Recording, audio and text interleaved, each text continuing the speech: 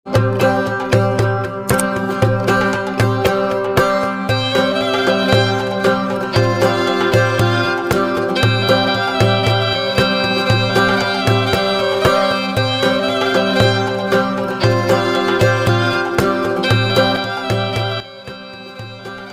Cak, Assalamualaikum. Berjumpa lagi dengan saya Cak Dul di channel YouTube Pram Family.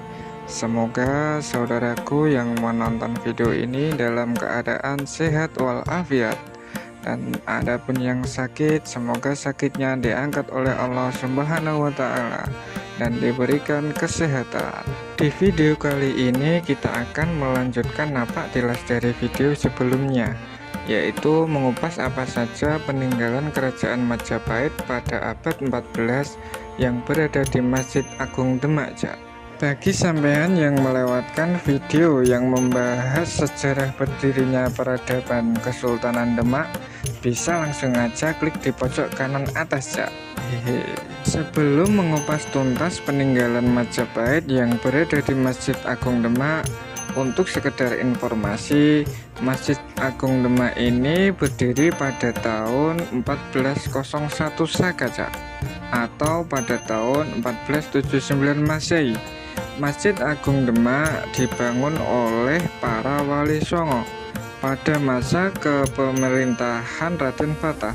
Masjid Agung Demak ini mempunyai banyak kisah yang menarik, Cak, dan arsitektur yang mengagumkan.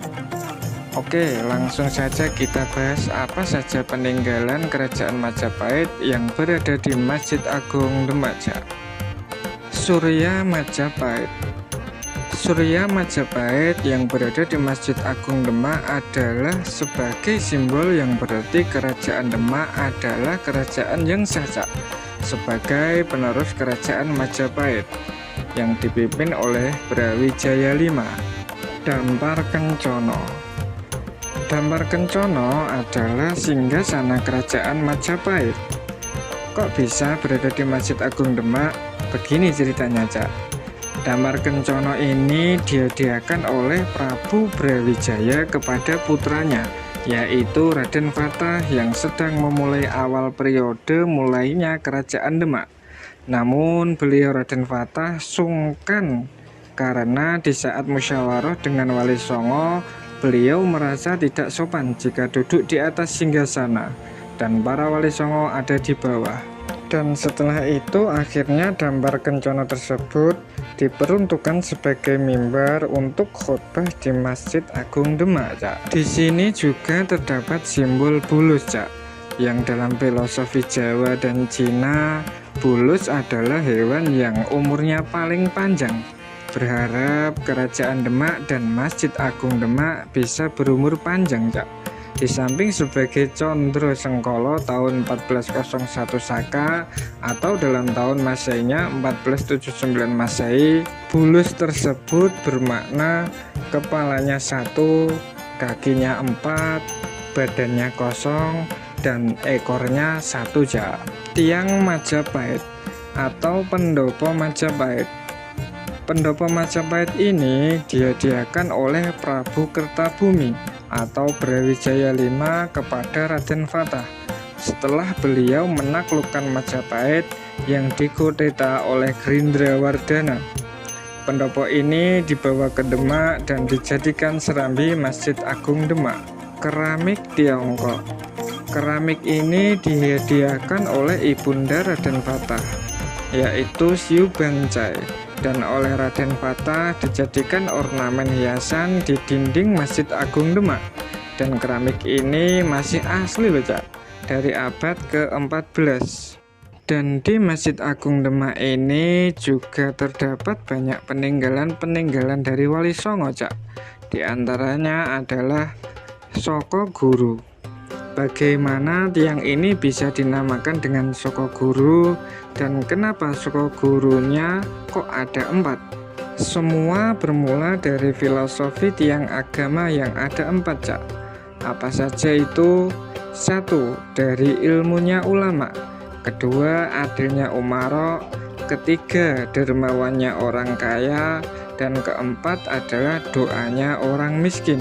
4 soko guru atau 4 tiang yang menopang Masjid Agung Demak diberikan oleh yang pertama dari Sunan Ampel, yang kedua dari Sunan Bonang, yang ketiga dari Sunan Gunung Jati, Cak.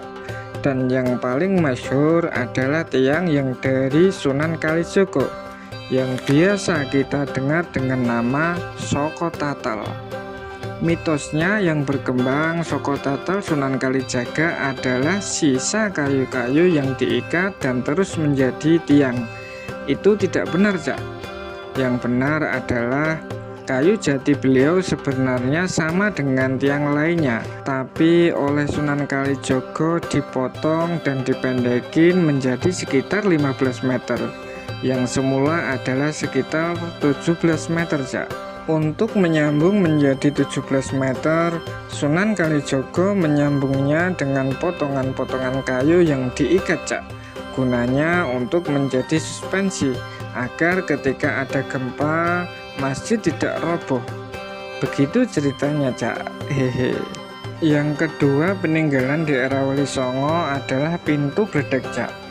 Pintu bledek yang ada di sini adalah replikanya, Cak. Yang asli berada di Museum Masjid Agung Demak. Sejarah pintu bledek atau pintu petir ini konon bermula dari Ki Ageng Selo yang menangkap sebuah bledek atau petir yang mengganggu beliau ketika sedang menyangkul di sawah. Singkat cerita, bledek itu disowankan ke Raden Fatah dan para wali songo. Kemudian setelah itu diperintahkan oleh Raden Fatah kepada Ki Ageng Selo untuk menggambar bledek tersebut. Tanpa bicara, sosok wanita itu langsung saja menyiramkan air yang ada di dalam kelenteng tersebut ke bledek itu, Cak. Dan terjadilah letusan yang sangat dahsyat mengiringi kepergian bledek itu dan sosok perempuan itu, Cak. Pintu bledek ini dijadikan simbol Condro Sengkolo berdirinya Masjid Agung Demak, yaitu Nogo Mulat Salirowani, atau dibaca menjadi 1388 tahun Saka. Di komplek Masjid Agung Demak ini juga terdapat petilasan Joko Tingkir, Cak. Tepatnya berada di depan Masjid Agung Demak. Dulunya ini adalah tempat wudhu Masjid Agung Demak, Cak.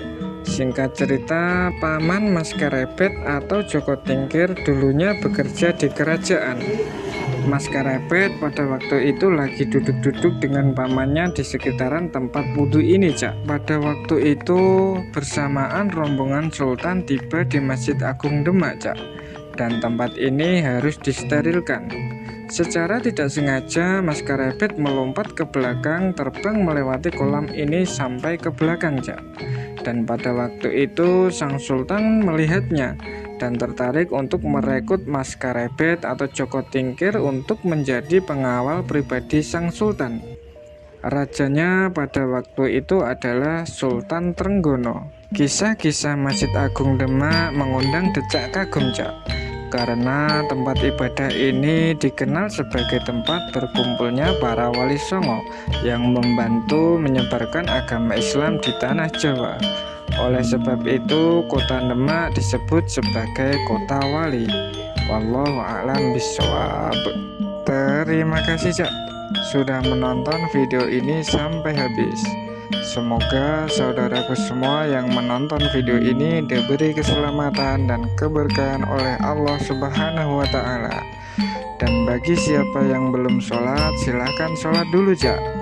Jangan sampai video ini melalaikan apa yang jadi tujuan hidup kita di dunia. Wassalamualaikum, Cak.